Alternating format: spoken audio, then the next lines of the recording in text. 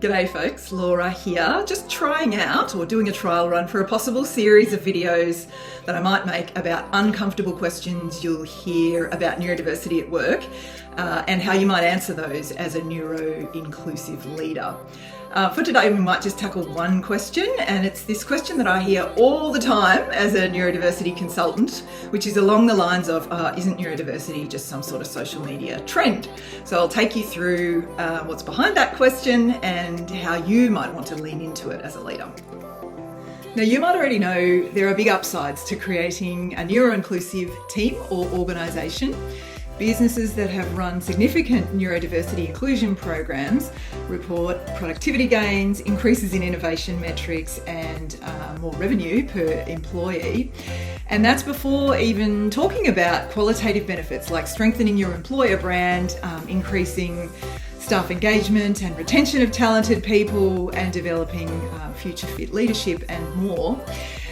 But of course, those organisations only achieved such great results by really creating neuro-inclusive work environments. And one part of creating a neuro-inclusive environment is for you as a leader to be comfortable answering uncomfortable questions when they pop up. So here I'm sharing a list of 6 awkward questions I hear a lot, all the time actually. But first, it's probably worth sharing some good news with you, which is that you don't need to have all the answers. Your willingness to have candid, respectful conversations about neurodiversity at work is heaps more important for creating an inclusive environment where team members of all neurotypes feel like they belong and they can do their best work. It's the willingness to have the conversation and learn along the way that really matters. So today, let's dive into the first question on this list. And if you find this video useful, let me know in the comments or a direct message, and I will follow up with more posts to help you tackle uncomfortable questions about neurodiversity at work. So you might hear different versions of this first question. It'll be something like, aren't people just watching a few TikToks and deciding that they're autistic or ADHD these days? They might ask, is the uptick in people identifying as neurodivergent real, or is it just hype? You might hear someone ask, come on, isn't neurodiversity just a trend at the moment? It'll fade away, won't it? Like the implication is we don't really have to pay attention to it, do we? And I think the short answer, of course, is no, and also yes.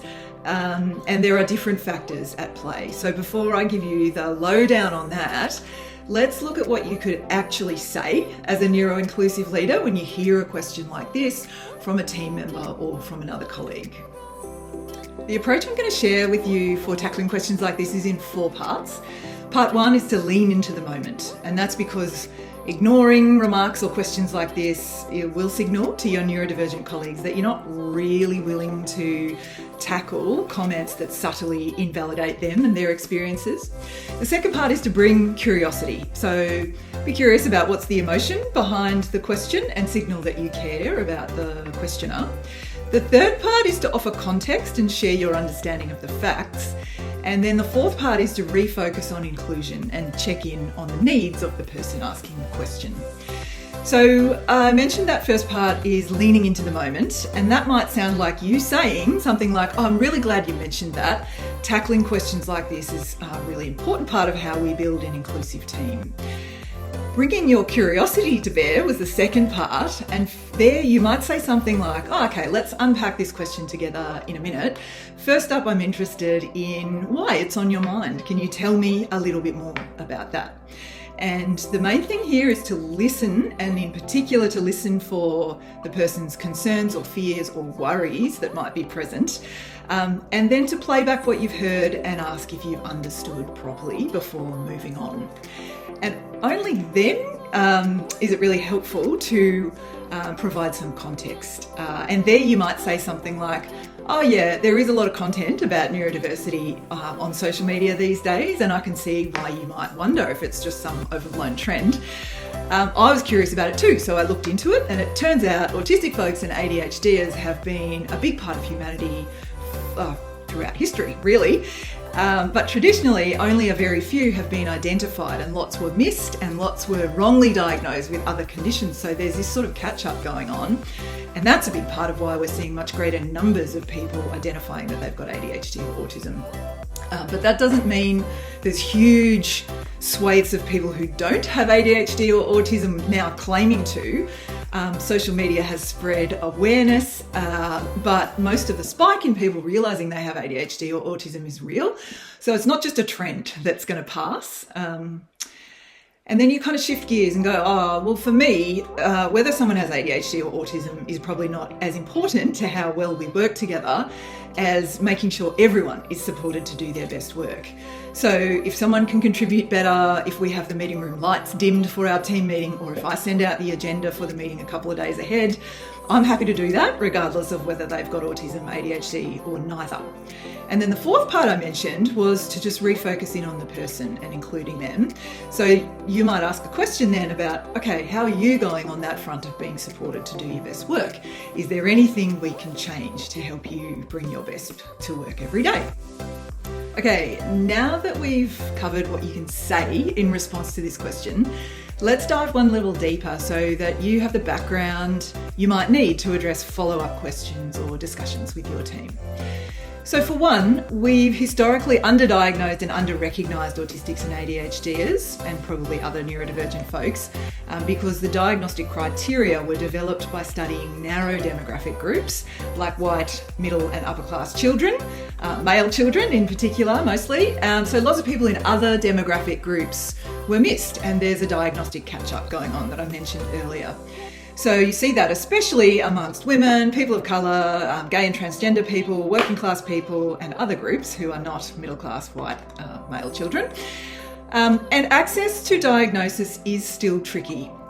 So lots of people who are pretty sure they have ADHD or autism are not able to get diagnosis and treatment because they're too expensive and wait times are too long. So we still have some people being missed, but I think what's important is that the vast majority of that growth in people identifying as neurodivergent is real. For we autistics and ADHDers, we've always been here, but we haven't necessarily always had those labels. At the end of the day, I really think that in workplaces in the 2020s, getting bogged down in questions about diagnoses is not the most helpful thing we can do. Instead, as leaders, we really are best placed to create strong, resilient, clever teams that are creative. If we focus on weaving together the individual strengths available in each team member, regardless of their neurotype. And I think if we can do that, we're going to have much more exciting questions to work on than, is TikTok making too many people think that they're neurodivergent? So thanks for watching.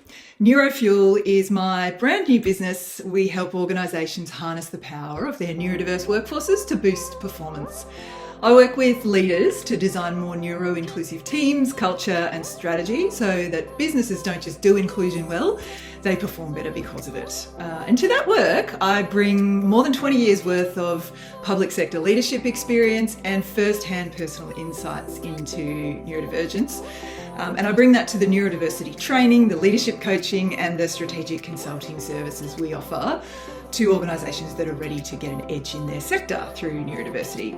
So my goal is a world of work where every brain can thrive and where that diversity fuels better outcomes for organisations. So if you found this video useful and you want to see more of this kind of content, let me know in the comments.